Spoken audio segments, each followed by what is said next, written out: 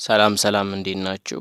በዛሬው ቆይታችን የምንመለከተው ዋና ሀሳብ የሚሆነው እንደምታውቁት ከዚህ በፊት የትምህርት ሚኒስቴር ያወጣው መግለጫ ነበር። ይህም መግለጫ በዋናነት የሚያተኩረው የዩኒቨርሲቲ ተማሪዎች የሶስተኛ ዓመት ላይ ሲደርሱ እንዲሁም ደግሞ ከመመረቃቸው ከአንድ ዓመት በፊት ወጥተው ወደ አካባቢያቸው በመሄድ ተማሪዎችን ያስተምራሉ ወይም ደግሞ ያስተማራቸውን ማህበረሰብ ያገለግላሉ የሚል መግለጫ ወይንም ሀሳብ አንስቶ ነበረ። ይሄ ነገር ከጸደቀ በ2019 ይጸድቃል የሚሉ ሀሳቦችም ተነስተው ነበር። ነገር ግን ይህ ሀሳብ በተማሪዎች ዘንድ ብዙ ቅሬታዎችን እያስነሱ ተማሪዎች ይሄ እንዴት ይሆናል የሚል ጥያቄዎችን እያስቀመጡ ብዙ አይነት ነገሮች ተነስተው ነበር።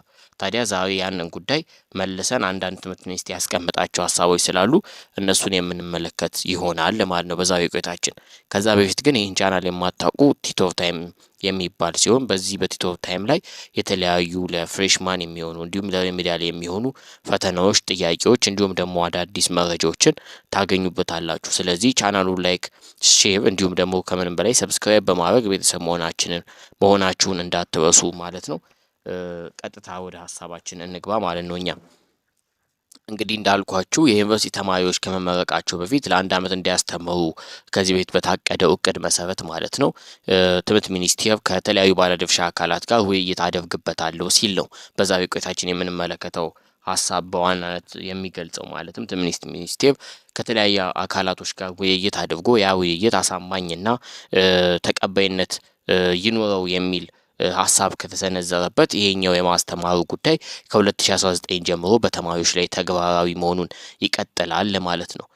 ስለዚህ እንዳልኳችሁ ይሄኛው አሰራር የዩኒቨርሲቲ ተማሪዎች ከመመረቃቸው በፊት ለአንድ ዓመት በቅድሚያ እንዲያገለግሉ የሚያደርግ አሰራር ነው። ስለዚህ ስለ እንደዚህ አይነት ጉዳዮች ነው ትምህርት ሚኒስቴርም በእነዚህ ጉዳዮች ላይ ቅድመ የያዙን አስታውቆ ወደ ውይይት ሊገባ የሄደው።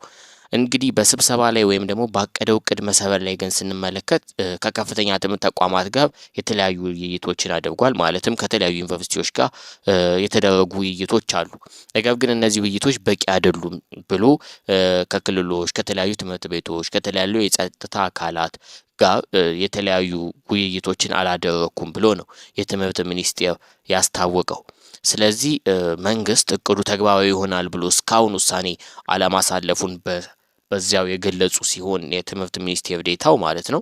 በቀጣይ ሳምንታት ግን ከተለያዩ አካላት ጋር ውይይት ይካሄዳል ብለዋል። ማለትም ራሳቸው ተማሪዎችን ጨምሮ ወላጆች፣ መምህራን እንዲሁም ከተለያዩ የህዝብ ተወካዮችን ጨምሮ ጉዳዩ በቀጥታ ይመለከታቸዋል ተብሎ ከሚታሰቡ ሰዎች ጋር እንዳለ ስብሰባ መደረጉን ወይም ደግሞ ከነሱ የተለያዩ ውይይቶች ይደረጋል ሲሉ ነው ያስታወቁት።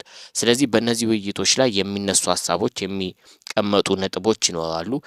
በእነዚህ ነገሮች ላይ የሚቀመጡ ሀሳቦችና ነጥቦች በቀጣይ ዓመታት ውስጥ ተግባራዊ ይሁን አይሁን የሚለውን እንዲወስን ያደርጋል ማለት ነው።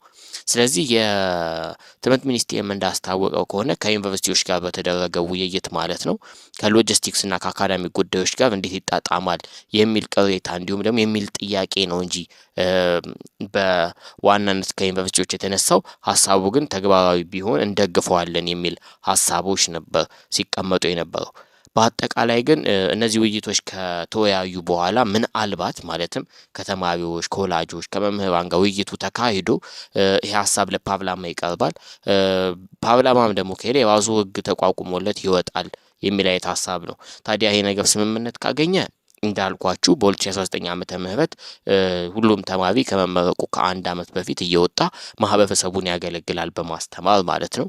ነገር ግን በዚህ በውይይት ወቅት ተማሪዎችንም ጨምሮ አብዛኛው የማህበረሰብ አካል ወይም ክፍል እቅዱን አልደግፍም ካለ ሊቀር የሚችል ነገር መሆኑን አስቀምጠዋል ለማለት ነው። ስለዚህ ከዚህ ጋር በተያያዙ አዳዲስ ሀሳቦች ሲመጡ የምንነግራችሁ ይሆናል ለማለት ነው። ቻናሉን ላይክ፣ ሼር፣ ሰብስክራይብ ማድረጋችሁ እንዳትረሱ። አብራችሁኝ ስለቆያችሁ አመሰግናለሁ።